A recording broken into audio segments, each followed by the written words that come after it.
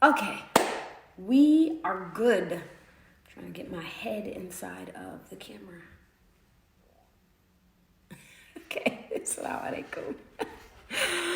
I am actually going to.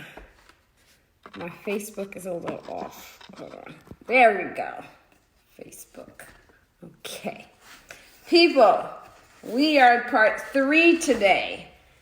Make sure you tag a friend. I saw y'all tagging people underneath the comments. Go ahead and tag them now. Tell them to tune in. We are going to talk about the biggest problems that people have when they are on a ketogenic diet and why some people feel like they can't stick to it. My name is Mubarakah Ibrahim, and I am your health and happiness coach. If you are joining us for our first live, if this is the first time you're joining us, then you did not see the rest of the series. We've been talking about a lot of stuff. Last week, we talked all about intermittent fasting. This week, we're talking all about a ketogenic diet. You got to make sure that you subscribe, that you like, that you click on that little bell, because when you're on Facebook, as soon as you tune in, Facebook brings up a little screen that says, hey, get notified of these lives. Make sure you click that, because we are talking about a lot of good stuff, and you do not want to miss these lives. I have so much to share with you. All right, so a couple of things. Number 1, if you are tuning in and you are watching it and you are receiving benefit, make sure that you give this a heart inside of the comments, or share it or like it, because Facebook is changing their algorithms once again. They are changing their algorithms once again. And I assume that this would also apply to Instagram since it's owned by Facebook. It is going to stop showing you pages that you do not interact with. So when you are on a page like mine or any page, make sure that you put a comment inside, even if it's just a little emoji, right? Inside of the comment section. Because if you were just watching and you're scrolling, and I know everybody don't have a conversation or a question, and it's absolutely fine with me, but apparently Mark Zuckerberg thinks that you don't want to see it. Okay, so Mark, we have to have a conversation. Just because somebody doesn't comment doesn't mean they're not interested. I'm just saying, okay? But in the meantime, you need to make sure that you're interacting with all of the information that you're seeing, not just scrolling. I guess Mark Zuckerberg don't like stalkers. You know how we talk about like Facebook stalkers, people that just look and they don't like, they don't comment, they don't interact. Mark Zuckerberg apparently does not like stalkers, okay? Because he's trying to get rid of y'all. In the meantime, we're going to talk about the ketogenic diet. So if you're just joining us for the first time, today is part 3 of a 4-part series that I'm doing about the ketogenic diet. On Monday, we talked about the history of the ketogenic diet and how this is its 100-year anniversary. 2021 is actually its 100-year anniversary. In addition, on day 2, which is yesterday, we actually spoke about people who the ketogenic diet may not be appropriate for and should seek medical supervision if they choose to change to a ketogenic lifestyle. So if you miss those videos, they are both on the Facebook page and the Instagram IG videos. After today, you just go there and you scroll and you will see. They are recent. Today is January the 12th, right? Yes. Or the 13th, something like that. 12th or 13th of 2021. So they are this week and last week. So they should be pretty easy to find. But I have some other really good videos also too, if you feel like taking a scroll through social media. Today we are going to talk about the main reasons why people do not stick to a ketogenic diet. So a ketogenic diet is a high-fat, low-carb, moderate protein diet. That's important for you to remember that. It is high-fat, low-carb, moderate protein. One of the biggest misconceptions about a ketogenic diet is that it is a high protein diet, right? Because oftentimes when it is marketed or when somebody tells you about a ketogenic diet, they want to tell you about all the bacon they can eat and all the steak they can eat and all the eggs they can eat. And so people think like, wow, I don't eat that much meat. Like, do I have to eat a whole bunch of red meat in order for me to be on a ketogenic diet? You do not. In fact, you can be a vegetarian on a ketogenic diet. Can't really be a vegan on a ketogenic diet because most of the protein that you would need to eat also comes with, or the vegans eat, also come with carbohydrates. So beans are one of the main sources of protein for people who follow a vegan lifestyle, but beans are also very high in carbs, which is not going to get you in ketosis. It will prevent you from getting into ketosis. So I mentioned the amount of protein that people eat because that is one of the reasons why people feel they can't stick to a ketogenic diet, because they think that they have to eat a lot of protein, when in fact you do not. When in fact you actually should not eat high protein on a ketogenic diet, because the whole point of going on a ketogenic diet is for you to get into ketosis. The way that you get into ketosis is you must lower your insulin level. When your body does not have carbohydrates and it has excess protein, so we're not talking about all protein, but we're talking about excess protein, your body does have the ability to convert protein into insulin. So eating too much protein can actually prevent you from going into ketosis, right? Sally has said, I've been seeing a lot of vegans saying they are keto vegan. If someone claims to be a keto vegan, then they are not eating a healthy diet. It's just literally impossible, because in order for you to do it, you would have to eat a major amount of processed foods. There's lots of processed foods that's low carb and high protein, like Beyond Burger, for example. But Beyond Burger has 5 times as much sodium that is inside of beef burger. It is very processed. It is actually so processed that Chipotle said that they wouldn't sell it in their store because they are committed to whole foods. So very interesting. So there's really no such thing as a healthy vegan keto diet, right? So when people contact me and they tell me that I'm vegan, can I join your program? I actually tell them no, that your program is not appropriate for everybody.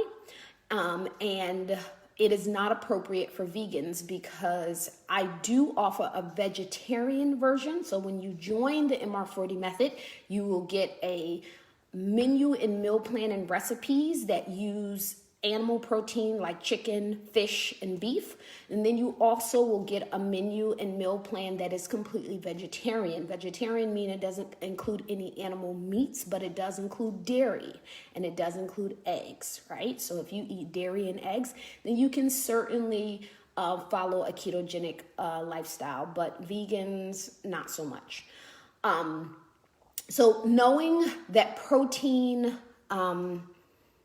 eating too much protein can actually prevent you from being in ketosis, that can actually help people who said, well, I've been following keto and I just can't get into ketosis. It might be what you're eating, right? It might be, even though you're eating low carb, if you're eating high protein and low carb, then you can actually sabotage your efforts to get into ketosis. This often happens when people still have a fat phobia, right? The food industry and the FDA has done a wonderful job in making us fear fat, because they've taught us that high fat things are going to give us heart disease, that it's bad for us, that it's going to make our cholesterol go up, that it's going to do all of these things, when in fact, that's really not true. Fat is a good thing. Everything that you eat in nature, that is around animal protein, that is includes fat. So if you are actually living on a farm and you are eating the chicken, you're eating the beef, you're eating the turkey, all those things have fat in it. And you know what? People who lived on a farm, they didn't die from heart disease, right?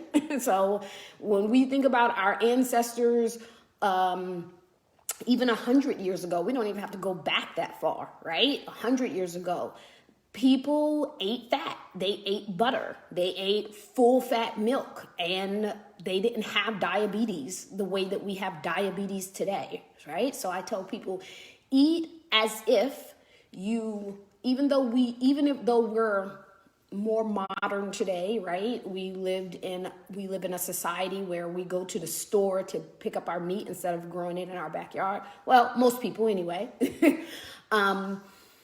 Eat as if you were on a farm, as if you owned your farm and you only ate the things that you can grow and raise. If you went to the store and made your grocery list with that philosophy, then you will eat whole foods and you will eat much more closer to a ketogenic plan than you would to anything else, right?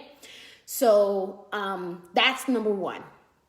The second reason why people often feel like they can't stick to a ketogenic plan is because they are addicted to sugar and they're addicted to carbohydrates. So that is a really big problem, right? So this is in every one of my, so as you know, I do a 6-week challenge where I challenge women to stick to a ketogenic plan and in order to balance their hormones and lose weight for 6 weeks. And every group has kind of like a different vibe. And I can remember one group, which I'm not sure if it was the last challenge, but the challenge before. So no shade if all of my clients is watching, but I said this to y'all, I'm going to say it publicly.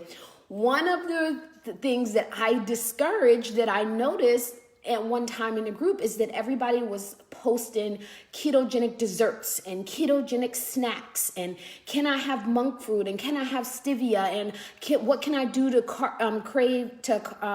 calm my sugar cravings. If you are addicted to sugar and you go keto, there are substitutes to decrease carbohydrates like stevia, monk fruit, erythritol. Those are the 3 sweetener substitutes that I approve on my plan because they do not raise your insulin level. Things like sucralose, dextrose, those things, those OSs, they actually also raise your insulin level and you should stay away from them. But the problem is you are substituting your taste buds, which is going to trigger your brain with keto-approved sweeteners. If you are grabbing a so-called keto snack or making a keto dessert to calm a sugar craving, then you are still addicted to sugar. And it is going to make it much harder for you to make this a lifestyle because you're not just trying to combat all of the social pressure of being low carb because we live in a high carb world, but you're also battling your addiction to sugar. So the first thing that I would tell people to do is get rid of your sugar addiction. And you cannot get rid of a sugar addiction by decreasing sugar. They've actually done research about this. You get rid of a sugar addiction by eliminating sugar to reset your taste buds in your brain. You must eliminate it for 7 to 10 days. If you need a guide, you can go to 10daysugarrehab.com and download your sugar detox guide for free. So it's the number 10, 10daysugarrehab.com. You can download my Sugar Rehab absolutely free to give you a guide of things that you should eat, things that you shouldn't eat, things that you need to watch inside of the ingredients. People have become more conscious of the effect of sugar on our bodies. And so as a result, the food industry is getting much more savvy, and they are renaming sugar. It's still sugar. It's still a version of sugar. It's still a version of carbohydrates. And they have renamed it because they may have taken out a molecule or restructured a molecule, right? And so inside of the sugar rehab, you're going to find over a dozen different aliases that you need to look for in ingredients that is also sugar, that also raises your insulin level, that also disrupts your hormones, but it is called something else. Yes, brown sugar too. I would recommend, so here's an interesting thing for you to Google. Go to YouTube and Google, not now, finish listening to what I gotta say first, but go after this video, go to YouTube and Google how sugar is made. I think that we romanticize our food, right? We think, well, sugar is natural. It's a sugar cane. They probably chop it up and dry it, and then poof, we have sugar. In fact, they do not. Even brown sugar goes through a chemical process. They're adding bleach. They're adding all kinds of things to it in order for it to actually become the sugar crystals. It's a really long and interesting process. I recommend that if you want kind of like your glasses, your rose-colored glasses ripped off and actually see what our food system is like, I recommend that you go watch that video. So yes, sugar, it doesn't matter if it's brown, it doesn't matter if it's in a liquid form, it doesn't matter if it's a solid form, if it's confectionery sugar, if it's turbano, all of it is carbohydrates. All of it creates inflammation. We know that sugar creates inflammation, right? There's one research study that shows that when you take as little as a tablespoon of sugar, it decreases your immune system for 3 hours. Right? We are in the middle of a pandemic. We are frantically arguing about whether or not we need a vaccine and all of these things that are how we can get out of the situation that we're in. And we are not paying attention to our number one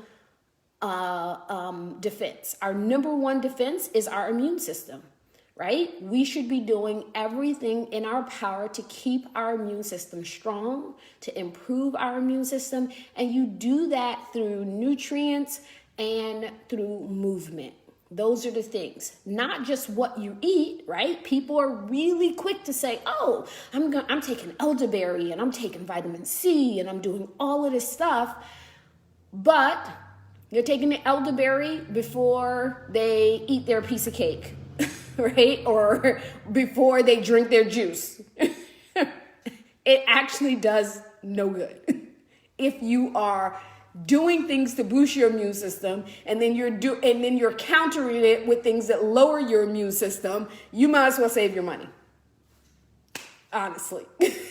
And that's the truth. You really have to think about not just what you're you're adding to your diet, but you also have to think about what you need to eliminate from your diet that's causing you more harm than good. And the number one thing I would say is sugar. I don't care where it comes from. I don't care if it's honey. I don't care if it's agave, if it's sugar, if it's anything that raises your insulin level that is sweet will lower your immune system. All right, so you need to think about that as you start thinking about ways in which you can protect yourself. Do everything that you can. We know that everything is ultimately up to Allah, whether or not we get sick or don't get sick, but we still have the obligation to do our part, right? You trust in Allah and you keep your camel tied. Right? That's what Rasulullah sallallahu alaihi wasallam said. You trust in Allah and you keep your camel tied. So this is not about, oh, whatever's the cut of Allah is going to happen. I'm going to, not wear a mask. I'm going to just go to Jummah where there's 500 people, right? No, that's not the actions of a Muslim in the time of a plague. Okay. I'm getting sidetracked. Let me get back to keto. I'm going to get back to keto and get off of my pulpit, okay? So, eating too much protein could be number one. Still having a sugar addiction is going to be number two, right? That's a second reason why people are not able to stick to a ketogenic diet. The third reason why I think so these are the top three reasons. The third thing that I think is the most common reason why people do not want to stick to a ketogenic diet is because they look at it like a diet, and then so I'm going to give four because I think these are two different things. They look at it like a diet. If you are doing something that is to improve your health, right? And weight loss is just one symptom of compromised health. You need to look at it like a lifestyle, right? Lifestyle. It is not a diet. The way that you view it is going to have a huge impact on whether or not you can stay on it, right? Doing a challenge is really helpful because it can get the ball rolling. But even when you do a challenge like mine, my 40-day challenge, you want to make sure that you understand why you're making the changes that you're doing inside of the challenge and how you can continue this. You need to really think 10 years ahead of time. And before I did online programming, even when I taught boot camp in my city for 15 years, 5:30 a.m. for 15 years. Woo! Glad I don't have to get up that early no more. I used to tell people, like, you need to imagine yourself at 60. Whatever program that you're doing, can you imagine yourself continuing to do it in your best imagination, all right? I don't want you to limit yourself. I had a conversation with a client the other day, and I had her to fill out my Mastering the Inner Game of Weight Loss worksheet. And one of the questions on the worksheet was, why do you want to lose weight, right? And she put on her form, she put so that she can avoid disability for as long as possible. And I said to her, what does that mean? She was like, well, eventually I will have knee problems or hip problems because my mother had knee problems and hip problems, but I just want to put it off as long as possible. I said, what makes you think that you have to fall into that? I said, what can you do differently in your life? Think about your most ideal life. What do you need to do differently that maybe your mother didn't do that you can not have disability as you get older, right? Because oftentimes we limit ourselves, right? Well, I'm limiting myself to my genetics. I'm limiting myself. I mean, there is a certain amount of limitation. Obviously, if you 5'5" like I am, you're not going to become 6 feet, right? So there's a certain amount of limitations, but you don't have to fall into the same category as everyone else in your family. You need to look at ways that you can change your health based on your lifestyle, right? And you can do that with nutrition and with movement, right? I am absolutely convinced. I am absolutely an advocate of you being the change in your family, right? Don't feel like you have to get diabetes or have to have high blood pressure or have to eventually get heart disease because that's something that everybody else in your family suffered from. You be different, right? So when you are doing any type of plan, you need to think of it as a long-term plan, not a diet. You do not want to go, I'm just going to lose these 20 pounds and then I'm going to go eat as much cake as I want, or then I'll start having my bagel again every morning. If you know that that is what got you to gain the weight, then you obviously can't go back and do that. I'm just saying, don't lose the weight just to go gain it again. You need to think about it as lifetime changes, right? Not a diet. The fourth and the final reason that I'm going to mention, the reason why people feel like they can't stick to a ketogenic diet, is that they give in to social pressure. And that has a lot to do with self-esteem. Even people who say, well, no, my self-esteem is fine. I love myself. I do self-care Sundays, but they get in front of their sister and they can't turn down the biryani. Or the macaroni and cheese on a regular Wednesday night. Okay? I'm not talking about special occasions. I'm talking about a Wednesday night dinner.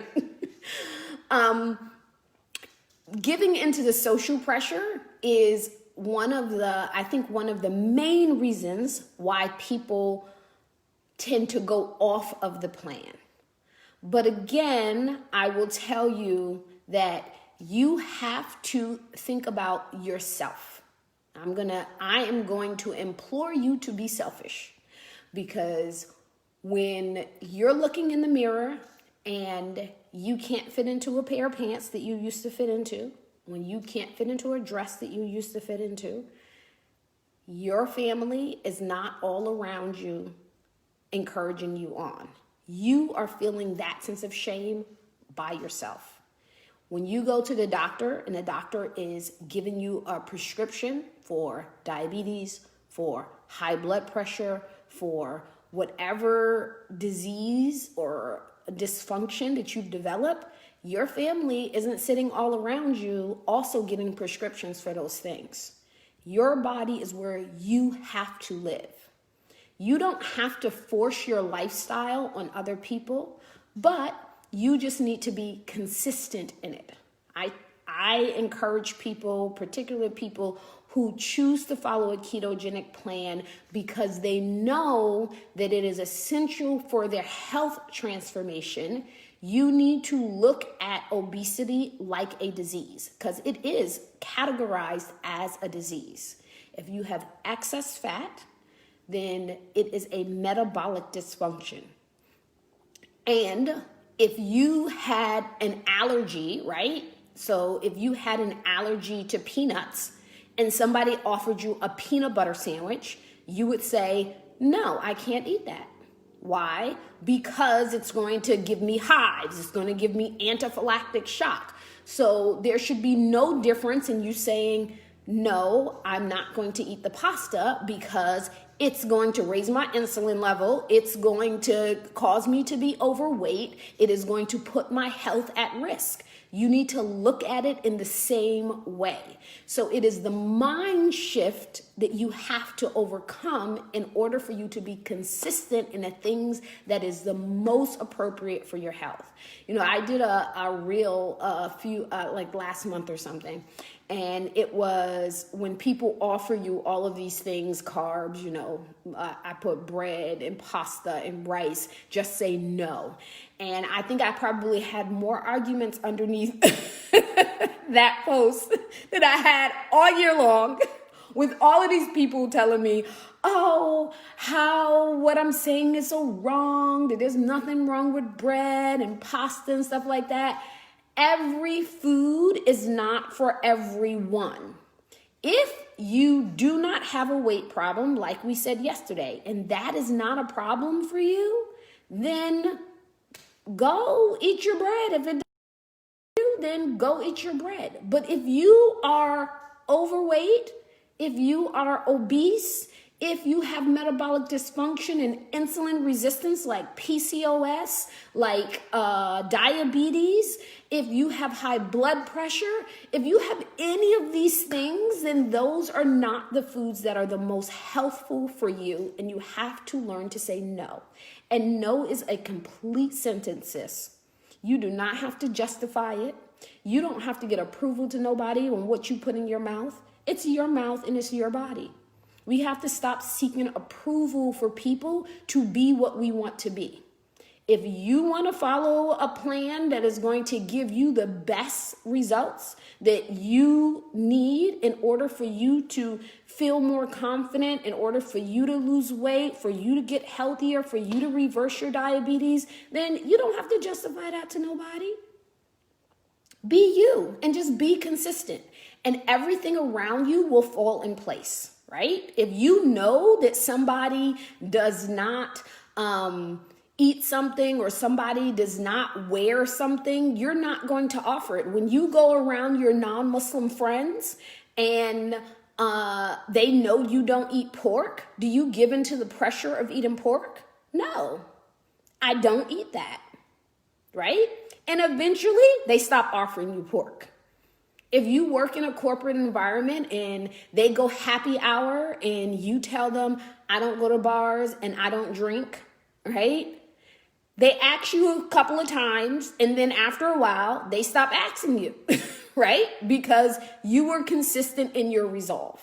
This is not the lifestyle that you live. Your food is no different. Your food is absolutely no different.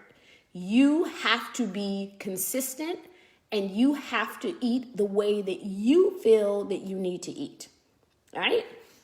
Fatimata said, I'm allergic to obesity. Yes. You let them know, oh, you got a peanut allergy? I have an obesity allergy. How about that?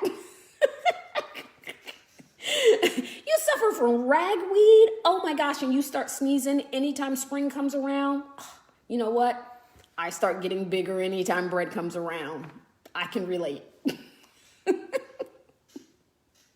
I'm just saying. Okay, so those are the 4 reasons why I feel like most people will say that they can't stick to a ketogenic diet. So if you solve those things, if you change your mindset in the way that you are viewing your lifestyle, then it will be much, much easier for you, right? It will be much easier for you to actually use a ketogenic diet to balance your hormones and lose the weight and have a healthy lifestyle, right? Not just a diet, not just a 40-day change, but an actual healthy lifestyle. One of the last thing that I want to mention is oftentimes people will say things like, well, if you tell people not to eat bread, not to eat oats, not to eat pasta, then you're going to damage their relationship with food. That's actually not true.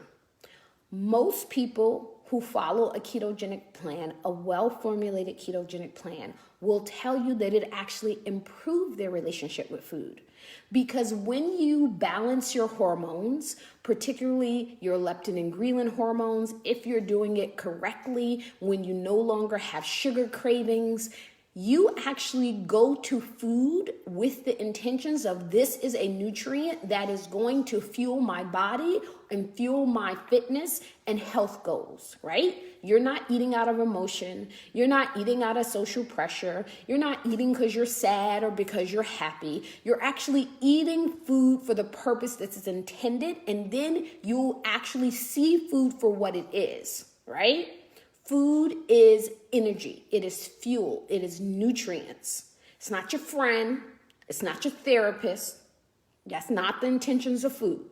All right? It is a nutrient for your body to fuel your life and your goal.